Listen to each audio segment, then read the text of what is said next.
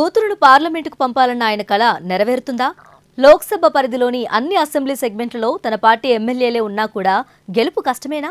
సొంత పార్టీ నేతలే ఆయనకు సహకరించడం లేదా?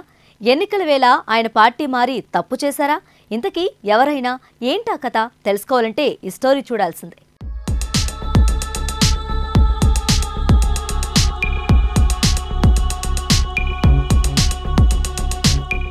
అసెంబ్లీ ఎన్నికల్లో స్టేషన్ గన్పూర్ నుంచి బీఆర్ఎస్ టికెట్పై గెలిచిన కడియం శ్రీహరి లోక్సభ ఎన్నికలు వచ్చేసరికి ప్లేట్లు ఫిరాయించారు.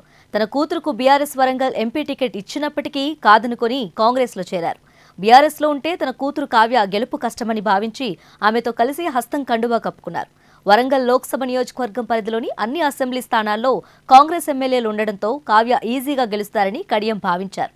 అందుకే కాంగ్రెస్లో చేరి కూతురుకు ఎంపీ టికెట్ ఇప్పించుకున్నారు.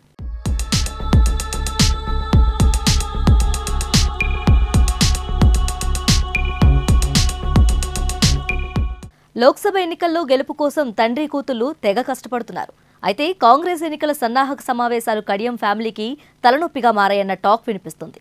1-2 మినహా మిగిలిన అసెంబ్లీ నియోజకవర్గాల్లో నేతలు సహాయ నిరాకరణ చేస్తున్నారట. ప్రచారంలో కలిసి రాకుండా కడియం ఫ్యామిలీని ఇబ్బంది పెడుతున్నట్లు తెలుస్తుంది.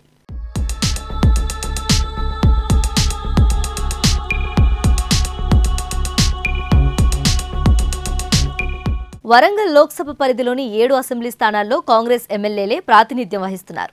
దీంతో గెలుపు నల్లేరు మీద నడకే అనుకున్న కడియం ఫ్యామిలీకి సొంత పార్టీ నేతలు గట్టి జలక్లిస్తున్నట్లు తెలుస్తుంది.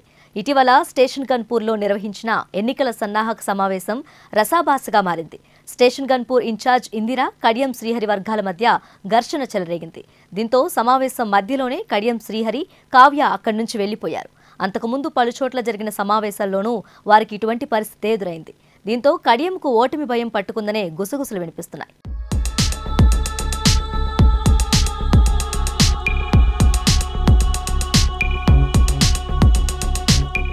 కడియం ఫ్యామిలీ కాంగ్రెస్లో చేరడాన్ని కొంతమంది హస్తం నేతలు మొదటి నుంచి వ్యతిరేకిస్తున్నారు.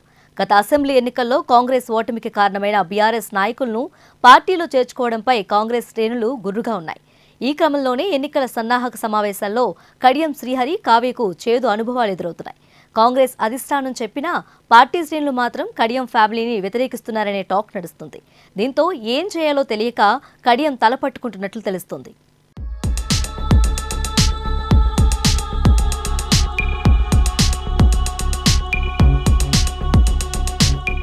వరంగల్ పార్లమెంటు పరిధిలోని పరిస్థితిని కడియం శ్రీహరి సీఎం రేవంత్ రెడ్డి దృష్టికి తీసుకెళ్లినట్లు సమాచారం.